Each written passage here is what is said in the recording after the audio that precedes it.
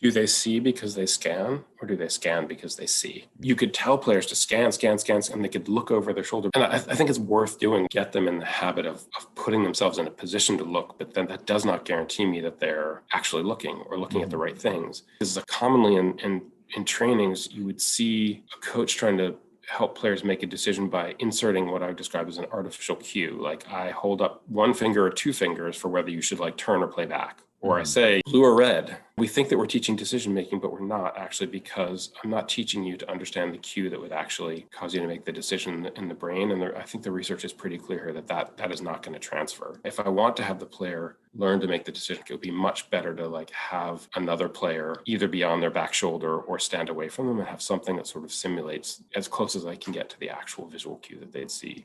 Yeah, I think Clive Woodward, who was the coach of England's national rugby team, sort of the first coach that I'm aware of to do this. He had an expert on visual tracking come in and train his players, and they did eye just strengthening and movement exercises. This is one of his key things that he did the year before they won the World Cup for the first time. I read a couple of papers and interviews by people who do this kind of work. And one of the fascinating things that they talked about was cell phones and how spending time on a cell phone, especially the day of the game, restricts your eye movement. And that it narrows your field of vision. It narrows your field of focus. It's like the opposite of stretching.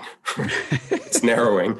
One really small thing you could do to help your players see better on game day is get kids off phones. So we're on a bus, we're in the car, we're driving to a game, and kids spend 4 hours on their phones, right? And then they get out and their eyes aren't ready. But I would say decision making is fast. And in the game of soccer, at least, skips your working memory, your sight of your conscious thinking. And problem solving is a slow process. It's much more deliberate. It can be wiser. It can reconsider things.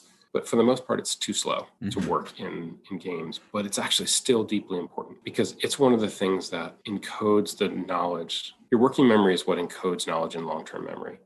And long-term memory is what is influencing your decisions when you're working fast, because that's the time when I want to think about problem solving. I should be thinking about the degree to which players are working hard mentally as much as they are hustling physically, which is much easier to look for and therefore much easier to manage. But that's where I really encode players' background knowledge. So problem solving, slow process, prepares players to be decision makers, which is fast process that happens oftentimes what we call instinct or soccer IQ without working memory during a match.